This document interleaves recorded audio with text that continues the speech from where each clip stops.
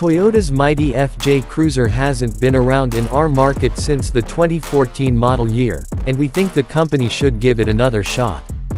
After all, it would not only chase after the Jeep Wrangler but also the new Ford Bronco, and would do it with its off-roading prowess and quirky looks. A possible revival of this nameplate has been speculated multiple times, and with the new Land Cruiser out, the Japanese automaker has a fresh and solid foundation on which to build it. And signing the new styling should be a walk in the park for Toyota's design team, as it would look very similar to the older iteration. Speaking of which, it may have left North America after the 2014 model, but it stayed around in other markets for a few more years.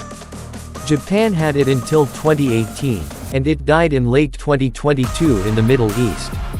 The final edition Swansong was capped at 2,500 examples stateside and featured some extra goodies, including the exclusive paint finish called Heritage Blue.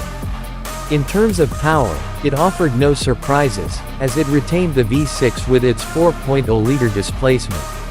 The output varied depending on the market, and customers had to settle for rear-wheel drive and a stick shift with 6 gears if they chose the most affordable ones. A 4-wheel drive system was on deck, and so was an automatic gearbox, whereas the platform was shared with the old Land Cruiser Prado, as well as the Era's GX model from Lexus.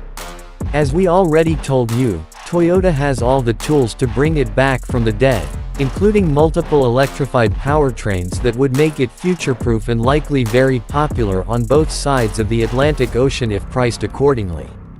After all, it would be a proper body-on-frame truck with a rugged design and likely very reliable, perhaps to the point where it might end up stealing countless sales from the 3-door versions of the Jeep Wrangler and Ford Bronco.